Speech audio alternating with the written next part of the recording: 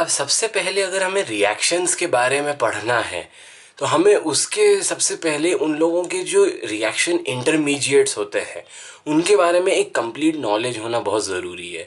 अगर वो नॉलेज नहीं हुआ तो फिर क्या रिएक्शन कैसे हो रही है, वो प्रोसीड कैसे होती है, ये हम नहीं बता सकते। तो रिएक्शन इंटरमीडिएट पढ़ने में जो सबसे पहला रिएक्शन इंटरमीडिएट होता है वो होता है फ्री रेडिकल। फ्री रेडिकल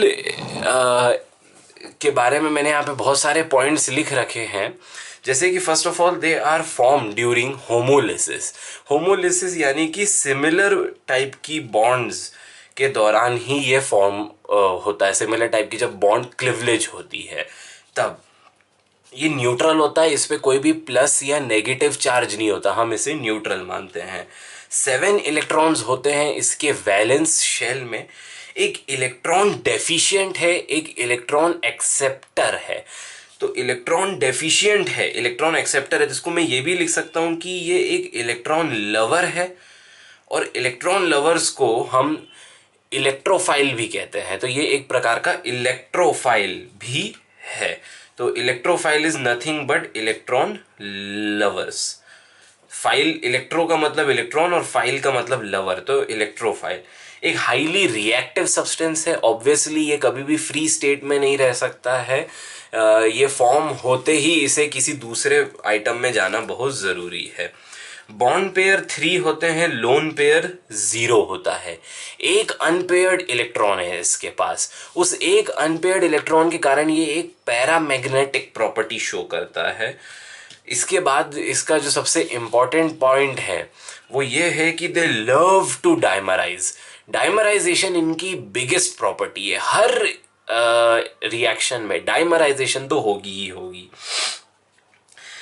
अगर आपको ये पता करना है कि फ्री रेडिकल बनते कैसे हैं, तो या वो रिएक्शन फ्री रेडिकल मैकेनिज्म को सपोर्ट कर रही है कि नहीं है, तो उसे O2 में डाल दो, है ना। O2 can trap free radicals because they are also called as FR scavenger. ये खा जाता है उसको, O2 डॉट्स को, यानी कि फ्री रेडिकल्स को खा जाता है। और इसी खाने वाली प्रॉपर्टी के कारण ही ये रिएक्शन का जो रेट होता है, रेट ऑफ रिएक्शन, जो रिएक्शन रेट होता है वो कीप्स ऑन डिक्रीज होता रहता है in presence of O2। O2 की प्रेजेंस में रेट हमेशा ही घटता रहेगा। ऑब्वियसली एक sp2 हाइब्रिडाइज्ड सब्सटेंस है। इलेक्ट्रॉन, जो एक इलेक्ट्रॉन प्रेजेंट है हमारा, वो परपेंडिकुलर pz ऑर्बिटल में है, ठीक है। परपेंडिकुलर pz यानी कि अगर ये प्लेन ऑफ इलेक्ट्रॉन हो तो जो एक ऊपर लोब जा रही है और एक नीचे जो लोब जा रही है, इस टेबल के ऊपर इस टेबल के नीचे, तो ऊपर और नीचे में वो इलेक्ट्रॉन सर्कुलेट कर रहा है, सिर्फ एक इलेक्ट्रॉन। तो ये परपेंडिकुलर pz में मौजूद है and can be approached from either side. तो यहाँ पे जो कायरलिटी का हम एक वो लेकर आते हैं वो यहाँ पे नहीं लगता, क्योंकि दोनों साइड से ही अप्रोच किया जा सकता है। ये तो थ्योरी हुई सिर्फ सिंपलेस्ट चीज़ों की। अब जो मैकेनिज्म होता है, तो इनमें हम जो सबसे पहली रिएक्शन मैकेनिज्म है वो है वुड्स रिएक्शन। वुड्स रिएक्शन का अगर हम सबसे पहले यहाँ पे ये मैकेनिज्म पढ़ें, तो ये मैकेनिज्म क्या कहता है कि सबसे पहले RX, R कोई भी कंपाउंड C का, और X यानी कि क्लोराइड हो गया, फ्लोराइड हो गया, आयोडाइड हो सकता है ये।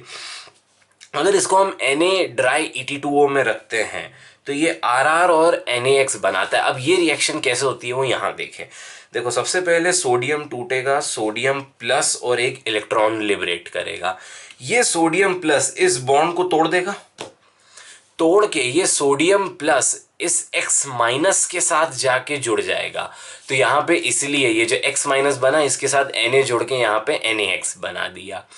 अब देखो, ये जो यहाँ पे R बना, ये R प्लस बना, लेकिन ये R प्लस बनने से पहले ही ये इलेक्ट्रॉन जाके इस R पे अटैक कर जाएगा और एक R डॉट बना देगा।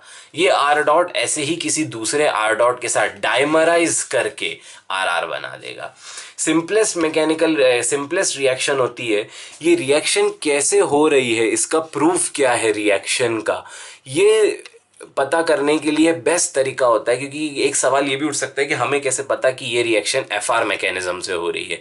तो इस चीज़ को प्रूव करने के लिए हम सबसे पहले इसको O2 मॉलिक्यूल या O2 गैस के अंदर डाल देते हैं। अभी मैंने बताया था कि O2 एक एफआर स्कैवेंजर है, तो इस रेट ऑफ रिएक्शन को वो डिक्रीज कर देता है। तो ये जैसे यहाँ लिख रखा है कि rate of reaction decreases in presence of FR scavenger, that is in presence of O2, hence this mechanism is correct. ये मैकेनिज्म करेक्ट है। सॉल्वेंट ईथर, जो यहाँ पे मैंने ये ईथर सॉल्वेंट लिया है E2O, ये हमेशा ड्राई होना चाहिए।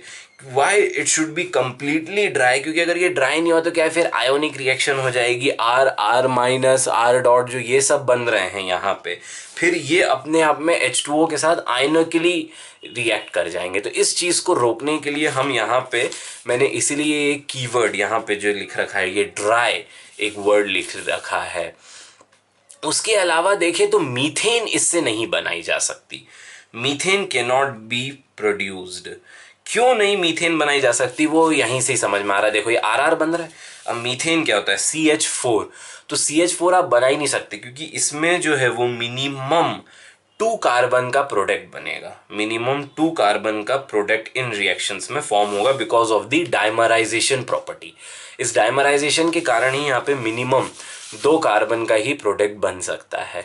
ऑब्वियसली देखो यहाँ पर एक न्यू CC बॉन्ड हो रही है ताकि एंट्रोपी इंक्रीज करे, क्योंकि ये एक C था, यहाँ पर एक C होगा, तो इन दोनों के बीच में जो ये बॉन्ड है ये तो एक नहीं है ना, इसलिए एंट्रोपी ऑब्वियसली इंक्रीज कर रही होगी, डेल्टा H लेस देन 0 होगा। तो इस रिएक्शन, ये रिएक्शन फीजिएबल भी इसलिए है क्यों, क्योंकि entropy increase, delta H negative, ये भी सब इसके अपने फायदों में से एक है।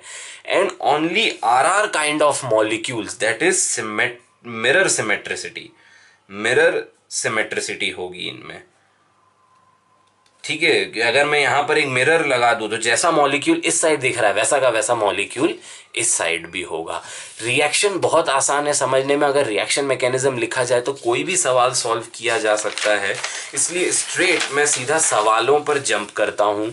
सबसे पहले हम मोस्ट सिंपलेस्ट क्वेश्चंस की ओर देखते हैं इसके, उसके बाद हम one of the most toughest में भी आएंगे, जिनमें कहीं ना कहीं एरोमेटिसिटी और रेजोनेंस और इलेक्ट्रोफिलिसिटी और ये सब टाइप के कॉन्सेप्ट्स भी लग रहे होंगे, वो मैं इसी में आगे बताऊंगा। अगर मैंने MECl रखा तो क्या होगा, ME प्रोडक्ट फॉर्म होगा, तो जो पहला प्रोडक्ट फॉर्म हुआ वो ME हो गया। अगर ETCl लिया होता तो क्या प्रोडक्ट बनता, ET। ठीक है, ये लिखने का तरीका है, एक्चुअल प्रोडक्ट तो ऐसा ही होगा ना, CH3 यहाँ पे प्रोडक्ट कैसा हो जाएगा, C 4 कार्बन आ जाएंगे, ET मतलब इथेन, एक इथेन दूसरे इथेन के साथ मॉलिक्यूल, जस्ट लिखने का एक छोटा तरीका है, एक्चुअली में तो वो ऐसा ही बनेगा। इसमें 4 प्रोडक्ट्स बनेंगे। कैसे 4 बनेंगे, एक तो MEET बनेगा, ME बनेगा, ET बनेगा, और एक ETME भी बन सकता है, लेकिन क्या वो MEET के बराबर ही है, इसलिए 3 प्रोडक्ट्स यहाँ पे आपको बनते हुए दिख रहे हैं। इसको आप कह सकते हो कि यार ETME एक जैसे प्रोडक्ट हैं, इसलिए ये हो जाएगा। Sort of permutation combination type का आप एक समझ लीजिए कि ये कॉन्सेप्ट है। उसके बाद आप जैसे यहाँ पर देखो, अब ये थोड़ा सा इंपॉर्टेंट क्वेश्चन है। ये क्यों इंपॉर्टेंट क्वेश्चन है कि जैसे ही NaX ने यहाँ पे अटैक मारा तो ये ऐसा टाइप का एक फ्री रेडिकल बनेगा। अब अभी मैंने बताया भाई डायमराइज करते हैं, तो आप क्या है सट से ऐसा ही एक मॉलिक्यूल यहाँ पे बना के डायमराइजेशन दिखा दोगे, पर ये डायमराइजेशन गलत हो जाएगी, है ना। तो ये क्या करेगा, देखो यार, अब ऑब्वियस सी बात है कि आप जो प्रोडक्ट सोच रहे होगे वो ये वाला होगा, इस टाइप का डायमराइज्ड प्रोडक्ट। ये प्रोडक्ट नहीं बन पाता है। क्यों नहीं बन पाता है, काइनेटिकली ये प्रोडक्ट अनस्टेबल है बिकॉज ऑफ स्टेरिक हिंड्रेंस। भीड़ भाड़ भाई बहुत है यहाँ पे, मतलब 2 कार्बन, मतलब एक 3 डिग्री कार्बन दूसरे 3 डिग्री कार्बन के साथ जुड़ रहा है। इस भीड़ भाड़ से एक और बहुत अच्छा तरीका है कि ये डॉट इसको नॉकआउट कर दे, और नॉकआउट करके एक प्रोडक्ट ऐसा खड़ा कर दे इस स्टाइल का। ये एक एक्सेप्टेबल काइनेटिकली स्टेबल प्रोडक्ट्स में से एक है। फिर जैसे अगर हम अब अगला क्वेश्चन देखें तो वो ये वाला जैसे सवाल हुआ। अब इसमें क्या होगा, NaX यहाँ से एक हटाएगा, यहाँ से एक हटाएगा, और जो हमारा सब वो बनेगा डॉट फॉर्मेशन जो होगी वो ऐसे आएगी। इस डॉट फॉर्मेशन के बाद ये डॉट्स एक दूसरे के साथ कंबाइन करके एक साइक्लोप्रोपेन बना लेंगे। ये ज़्यादा अच्छा तरीका होता है। ऐसे ये हटा और ये बन गया इस टाइप से। तो ये रिंग अपने आप को तोड़ के आके इसके साथ अटैक कर जाएगी, क्योंकि देखो इसके पास भी एक इलेक्ट्रॉन है, इसके पास भी एक इलेक्ट्रॉन, अगर ये दोनों मिल जाए तो दो इलेक्ट्रॉन बना देंगे, स्टेबल कंपाउंड हो जाएंगे। तो ये अगर ये लोग ऐसा करते हैं तो उसमें अब आप जैसे देखो कि कैसा टाइप का एक सब्सटेंस यहाँ पे डेवलप हो रहा है। कितने कार्बन का, 1 2 3 4 5, तो एक 5 कार्बन का साइक्लोपेंटेन बन जाएगा।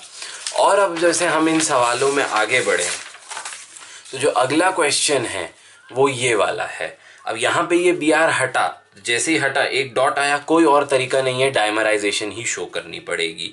तो इसको आप ऐसे पकड़ लो कि एक ये इधर इससे बनाया इसने एक ऐसा, लेकिन इसमें क्या है कि भाई डॉट ऐसे और ऐसे आ रही है, डायमराइजेशन नहीं होने देगा। वो डायमराइजेशन नहीं होने देगा तो एक प्रोडक्ट बनेगा जो कि इस स्टाइल का बन जाएगा, क्योंकि वो एक दूसरे में, इसके पास भी एक इलेक्ट्रॉन, इसके पास भी एक इलेक्ट्रॉन आके इस पे अटैक कर गया। जैसे ही अटैक करा तो ये बना दिया। अब जैसे यहाँ से एक डॉट आया, ये बहुत अच्छा सवाल है अगर देखा जाए तो कंसिडरेशन मामले में। यहाँ एक डॉट आया, 1 2 3 4 डॉट। ये डॉट देखो, सबसे पहले यार इसके पास एक इलेक्ट्रॉन है, मैंने क्या कहा था, ये इलेक्ट्रोफाइल है, इलेक्ट्रॉन लवर है, और इस ऑक्सीजन के पास लोन पेयर्स हैं। तो ये किसी और के सामने क्यों जाए, किसी और से क्यों टक्कर मारे, अगर ये बेंड करके अपने ही ऑक्सीजन पे अटैक मार दे। जैसे ये अटैक करेगा ये H निकल के बाहर आ गया। भाई इस ऑक्सीजन के पास इलेक्ट्रॉन पेयर्स थे ना, और ये इलेक्ट्रोफाइल, इसने अपने ऑक्सीजन पे अटैक कर दिया। अटैक करने के बाद जो कंपाउंड बनाया वो ऐसा कंपाउंड खड़ा कर दिया। ये भी एक साइक्लो टाइप का कंपाउंड है और काफ़ी अच्छी एग्जाम्पल है इस टाइप की रिएक्शन के लिए। अब आगे जैसे हम ये वाले सवाल देखें, अब इसमें भी जो डॉट बना वो ऐसा बन गया। अब आपके पास और कोई चारा है नहीं, तो आपने जो कंपाउंड बनाया वो डायमराइजेशन प्रोडक्ट को शो करते हुए एक ऐसा टाइप का कंपाउंड ले लिया। लेकिन इस वाले सवाल में सारी प्रॉपर्टीज बदल जाती हैं। बदलती ऐसे हैं क्योंकि यहाँ पे भी एक डॉट हुआ, यहाँ पे भी एक डॉट हुआ, दोनों एक दूसरे पे अटैक करके एक double bond sp2 carbon generate कर देंगे इस टाइप से। अब जैसे इस केस में देखें, अब ये थोड़ा सा समझने लायक केस है। इसमें देखो कहीं ना कहीं एक डाउट तो आप लोगों को ये अब समझ में आ ही गया होगा कि ये इस पे आके अटैक करेगा, और ये अटैक कर भी सकता है। ऐसे टाइप के कंपाउंड्स पॉसिबल हैं ऑर्गेनिक केमिस्ट्री में, लेकिन कहीं ना कहीं क्या है, रिंग की जो स्टेबिलिटी है, जो रिंग की कंफर्टनेस है, वो स्टेक पे आएगी। पर कोई बात नहीं, आने दो, एक बॉन्ड ऐसे बना दो। ऐसे ही हम जैसे सवालों में और आगे बढ़ते चले तो ये एक और टाइप के अच्छे सवाल बन जाएंगे। इसी में ही मतलब ये इन टाइप के कंपाउंड्स को बनाने का एक बहुत अच्छा तरीका है कि अब ये दोनों अटैक कर गए, और ये ब्रिज कंपाउंड्स जो होते हैं, ब्रिजिंग जो डेवलप हो जाती है इनके अंदर, ये ऐसे ब्रिजिंग एलिमेंट्स बनाने के लिए एफआर मैकेनिज्म बहुत अच्छी है। साइक्लोक्यूबेन इसका नाम है, और प्रोडक्ट इसका ऐसे ही फॉर्म होता है इस स्टाइल से। तो ये साइक्लोक्यूबेन, एक डॉट इधर आया, एक डॉट इधर आया, और ये बन जाएगा। आगे आने वाले में अगले सवाल में जैसे ये Cl हटा, यहाँ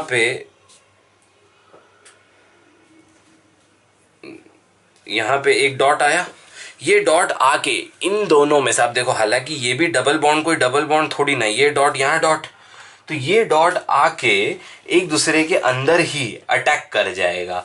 और अटैकिंग के बाद जो ये कंपाउंड डेवलप होगा वो कुछ ऐसा होगा कि देखो 1 2 3 4 5 6, ये इसके साथ जाके अटैक कर देगा, क्योंकि एक 6 मेंबर रिंग बन रही है।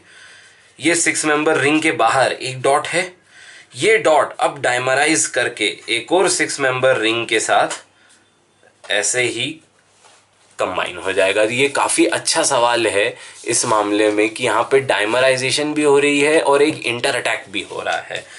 और ये वाले कंपाउंड में अगर देखा जाए तो यहाँ से Cl हटा, यहाँ से Cl हटा, यहाँ से Cl हटा और यहाँ से Cl हटा, तो 4 डॉट्स आएंगे इधर इधर इधर इधर। तो कई प्रकार की साइक्लोप्रोपेन स्टाइल का ये कंपाउंड डेवलप हो जाएगा। ये इसके साथ अटैक कर गया, ये इसके साथ अटैक कर गया।